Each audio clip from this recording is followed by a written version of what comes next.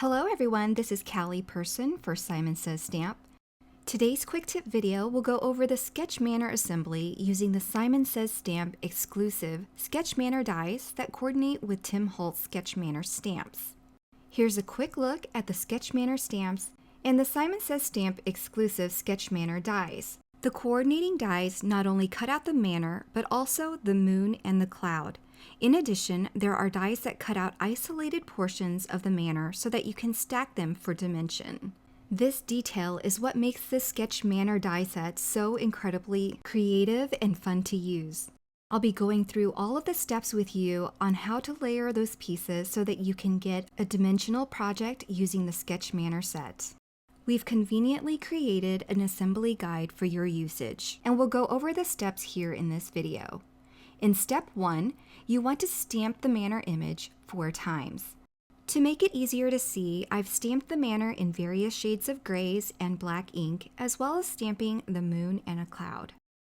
Next, using the coordinating die that cuts out the center of the manor, die cut one of the stamped panels. Once this has been die cut, you can discard the negative and any interior window pieces that have been cut out. Using the top, roof, and porch dies that you see in step 3, you'll die cut these pieces using the second stamped Sketch Manor image. Again, discarding any negatives or pop-outs that you might have. Using the third Sketch Manor image, you'll die cut these smaller details using the dies seen in step 4. These dies will die cut the side roof, the porch steps, the tallest portion of the roof, and a dormer roof.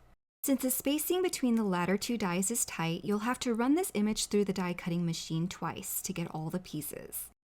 And finally, you can use your last stamped Sketch Manor image to die cut the entire image using the most open die. Now that all of the pieces are die cut, we can start assembling.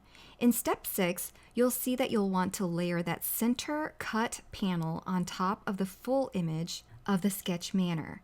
You'll find that on this die cut piece, the doors will open as well. So at this point, I'm just going to fold those doors back against the score line to make it a little easier on myself later on. And we'll go ahead and adhere this piece to the full Sketch Manor image. You can either glue this directly to that image for a low profile project, or you can use foam for dimension. I'm using thin 3D foam squares for demonstration. Next, you'll adhere the pieces shown in step 7 to adhere to the manor. Again, you can adhere directly over the top for a low profile dimensional card, or you can add 3D foam squares as I'm doing now. In step 8, you'll add the smaller detailed die cuts over the stamped manor image as a final step in layering your dimensional Sketch Manor. Once your manor has been assembled, you can open the doors of the manor for an interactive element and accent your scene with the moon and cloud dies. You can see that adhering the layers using some foam tape will give your manor lots of interest and dimension. The interactive element with the open doors is also a super fun surprise. Of course, you can also choose to create a simple one-layer Sketch Manor image on your project if you choose.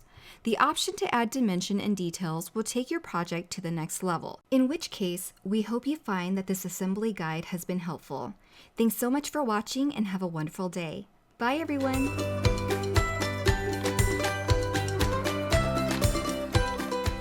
Hi there, I'm Heidi, Simon's mama and founder at simonsaysstamp.com. Thank you so much for watching our video. If you like what you just saw, be sure to press the thumbs up and subscribe to see more great content.